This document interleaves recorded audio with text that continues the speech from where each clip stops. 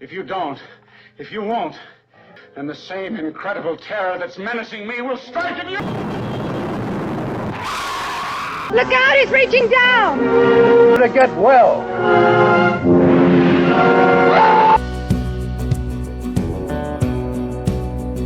Kronos, 1957. Your plunges into the depths of the sea. Is absolutely mind-blowing. Picture this. A massive cube-shaped robot crashes to Earth and starts stealing all our electricity like some giant space vacuum cleaner.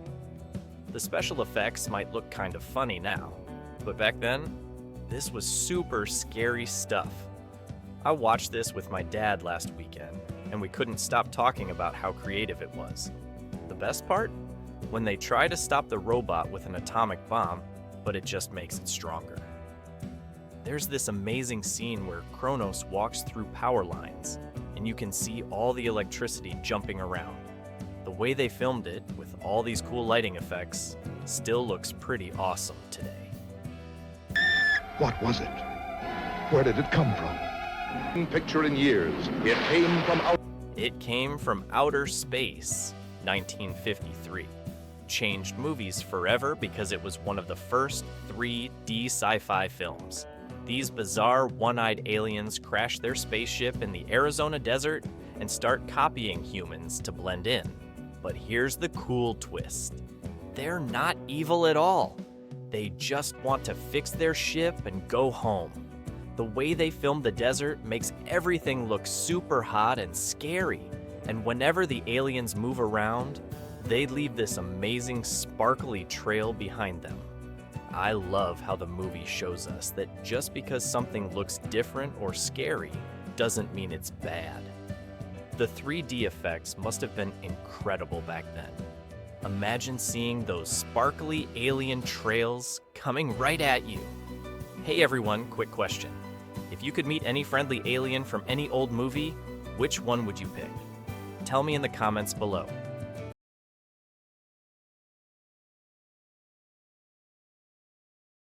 Invasion of the Body Snatchers, 1956, is probably the creepiest movie ever. Imagine going to school and realizing your best friend looks exactly the same but acts totally different. That's what happens in this movie. Aliens are secretly replacing people with perfect copies that don't have any feelings. The scariest part is watching the main character try to convince everyone that something's wrong, but nobody believes him. There's this super spooky scene where he finds these giant alien pods that make the copies while people are sleeping. I watched this at my friend's house, and we couldn't sleep that night. We kept checking to make sure our families were acting normal. The way they filmed it makes everything look so normal at first, which makes it even scarier. See? Now hold this in front of you. Stay by the lights, wait. The Thing from Another World, 1951, takes place at a super cold research station in the Arctic. Scientists find a crashed flying saucer buried in the ice, and you won't believe this. They actually find an alien frozen inside. But when the ice melts, the alien wakes up, and it turns out to be like a super smart walking plant that needs blood to survive. What makes this movie extra awesome is how most of the scary stuff happens in dark, tight hallways where you can barely see what's coming.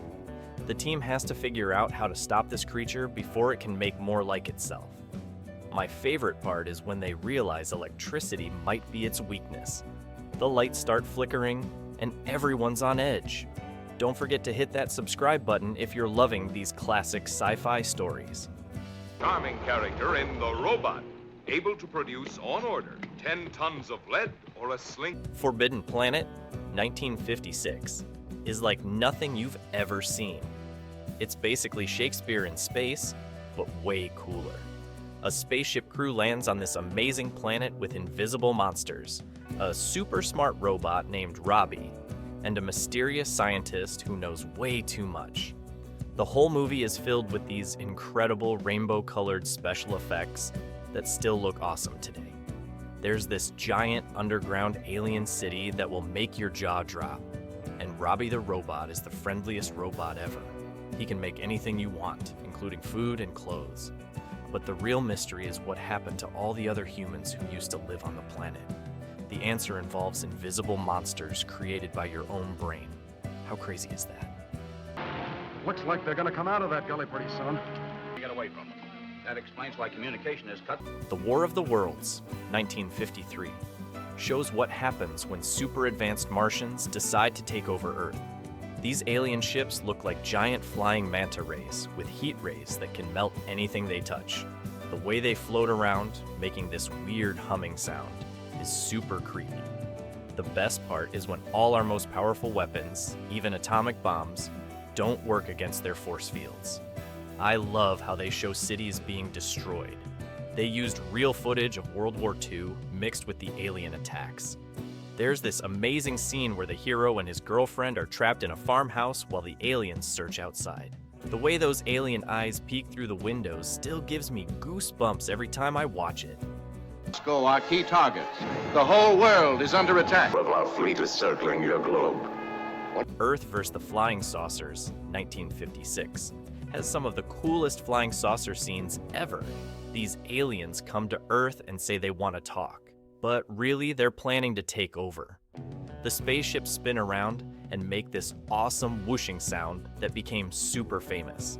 Every kid tried to copy it on the playground. The best part is watching these saucers crash into famous buildings in Washington, D.C. They used real models of the buildings and crashed real metal saucers into them. There's this incredible scene where a saucer hits the Washington Monument and it falls over. It looks so real. The heroes finally figure out they can use super strong sound waves to bring down the saucers, leading to an epic final battle.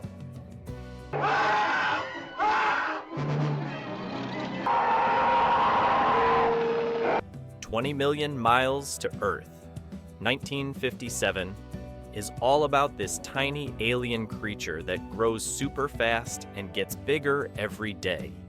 When a spaceship crashes near Italy, this small alien pet escapes.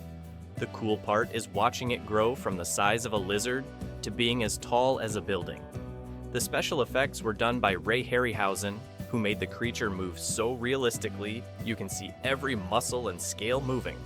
There's this amazing scene where it fights an elephant in Rome, and another where it climbs the famous Colosseum. Even though it's scary looking, you kind of feel bad for the creature because it's just lost and confused on Earth. The way it moves and fights looks so real, you forget you're watching a movie.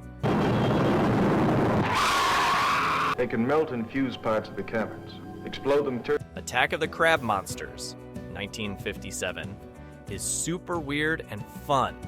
Giant radioactive crabs take over a small island and, get this, they eat people's brains and can then talk using their voices. Scientists get trapped on this island during a storm, and the crabs keep picking them off one by one. The best part is when they hear their missing friends' voices calling for help, but it's actually the crabs trying to trick them. The crabs are huge and look pretty scary, especially when they climb up cliffs with their giant claws. There's this awesome scene where they're underground in caves filled with water, and the crabs could be anywhere. It's like a monster movie mixed with a mystery story. Be 26 feet, the next day 35, maybe 40, and the next day minds can conceive. Finding The Amazing Colossal Man, 1957, tells the story of Colonel Glenn Manning, who gets hit by radiation during an atomic bomb test and starts growing taller every day. By the end of the movie, he's as tall as a skyscraper. The weird thing is, while his body grows, his heart stays the same size, which drives him crazy with pain. There's this incredible scene where he picks up a car like it's a toy. My favorite part is when he grabs the Las Vegas hotel sign. They actually built a giant hand to hold it. The doctors try everything to help him, but nothing works. It's kind of sad because he was just trying to save someone when the accident happened. The movie makes you think about how one little accident can change everything. Scorpion by panic-stricken people of San Lorenzo. The capital. This is a city of 4 million. The Black Scorpion, 1957, starts with a volcano eruption in Mexico that unleashes giant prehistoric scorpions. These things are huge. They're bigger than trains and way scarier than regular scorpions. The special effects team used stop-motion animation to make the scorpions move, and they look super creepy with their clicking claws and glowing eyes. There's this amazing scene where they attack a train full of people, picking up cars with their giant pinchers. The heroes discover this underground cave filled with thousands of these monsters, and it's absolutely terrifying. My favorite part is when they use electricity to try to stop them. The sparks flying everywhere look so cool. The final battle happens right in the middle of Mexico City. As it spreads from town to town. The Blob, 1958, might sound silly, but trust me, it's one of the scariest movies ever. It's about this weird jelly-like thing from space that keeps getting bigger by absorbing everything it touches. The cool thing is that it's bright red and glows in the dark. There's this famous scene where it oozes through a movie theater while everyone's watching a midnight movie. Totally creepy. The best part is that no one believes the teenagers who first see it until it's almost too late. Steve McQueen, in his first big movie role, plays the hero who figures out that cold can stop the blob. I love how they filmed it at night with all these neon signs, making the blob glow even brighter. Or can kidnap an airplane in flight. Meteors and deadly rays. This island, Earth, 1955, has some of the most colorful aliens ever. Scientists start getting these weird kits to build something called an interocitor. It's like a super advanced TV that lets aliens talk to them.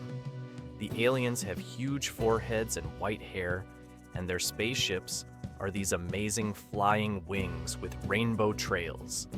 The best part is when our heroes get taken to the alien planet Metaluna, which is being attacked by enemy aliens. The special effects are incredible. There's this scene where the planet's force field is failing and meteors are crashing everywhere. And wait until you see the Metaluna mutant. It's this bug-eyed monster with huge claws and a giant brain. The whole movie looks like a comic book come to life. Stay in your homes, I repeat. Stay in your homes. Threatened. Them, 1954, is about giant ants created by atomic bomb tests, and it's way scarier than it sounds. These ants make this super creepy chirping noise before they attack, and you can only see their glowing eyes in the dark. The first part of the movie is like a mystery. Nobody knows what's making people disappear in the desert. When they finally find the ant nest, it's huge. There's this awesome scene where they go into the tunnels with flamethrowers to fight the ants. The best part is when they discover more ants are hiding in the Los Angeles sewers. They had to build giant ant heads just for the close-up shots. Even the army can't stop these things easily. Don't forget to hit that subscribe button. We've got 2 more amazing movies coming up.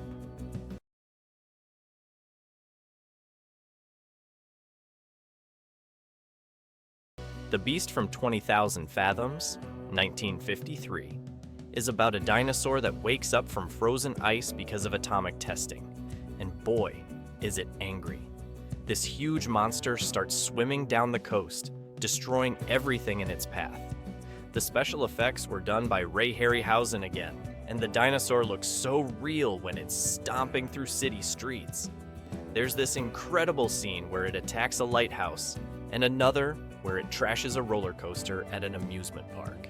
The coolest part is when they figure out the only way to kill it is with a radioactive isotope, but they have to shoot it directly into its throat. The final battle in New York City is absolutely amazing. Chief, you gotta believe me. You're gonna think I'm blind. Rocks, monoliths, into growing, spreading, expanding. The Monolith Monsters, 1957, is one of the weirdest sci-fi movies ever. These black rocks fall from space, and when they get wet, they grow into massive crystals that can drain the life out of people.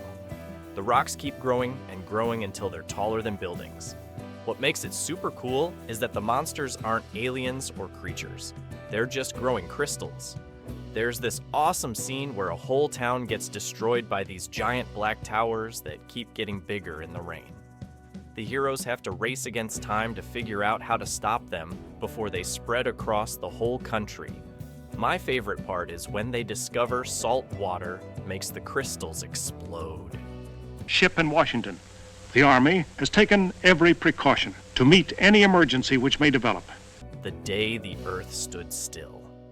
1951 is about this super cool alien named Klaatu who comes to Earth with his giant robot Gort. They land their flying saucer right in Washington, D.C. to give humans an important message. Gort is this huge silver robot who can destroy anything with his I-beam, but he only uses it to protect Klaatu.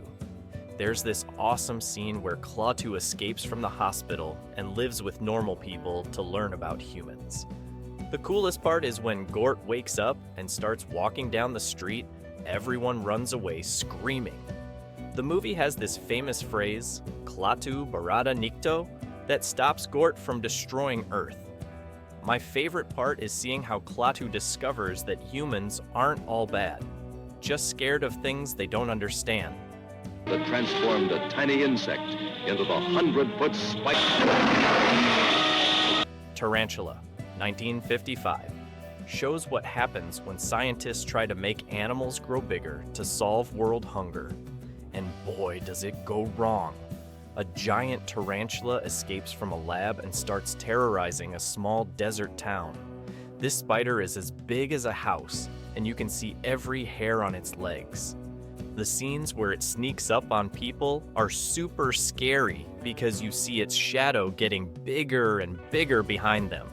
There's this amazing part where they try to stop it with regular weapons, but nothing works. The best scene is when they finally call in the Air Force, and guess who plays one of the pilots? Clint Eastwood. The way they film the giant spider walking through the desert looks so real. You'll think twice about squishing the next spider you see.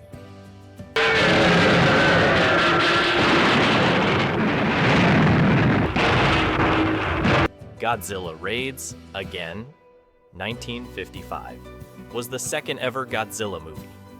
This time, Godzilla fights another monster called Anguirus, who's covered in spikes.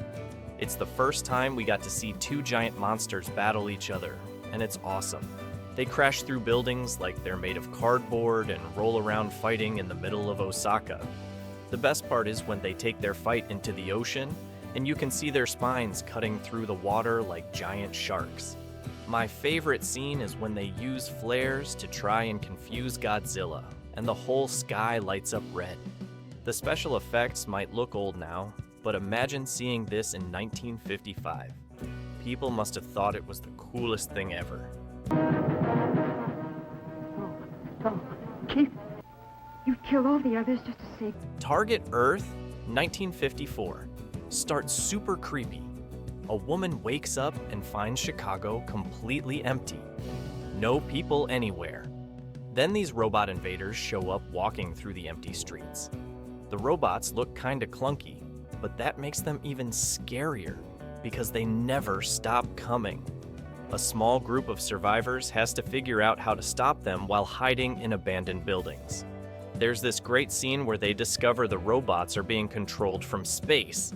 The best part is when they realize the robots have a weak spot, but they have to get super close to hit it. The empty city streets make everything feel super spooky, like a zombie movie, but with robots instead. That's our 20 amazing sci-fi films from the 1950s. Aren't they incredible? Each one has something special that makes it unforgettable. Before you go, here's a fun fact. Most of these movies were made for less money than what movies today spend on snacks for the actors. But they still managed to be super creative and fun. If you enjoyed this blast from the past, you know what to do. Smash that subscribe button, ring that bell, and tell me in the comments which movie you want to watch first.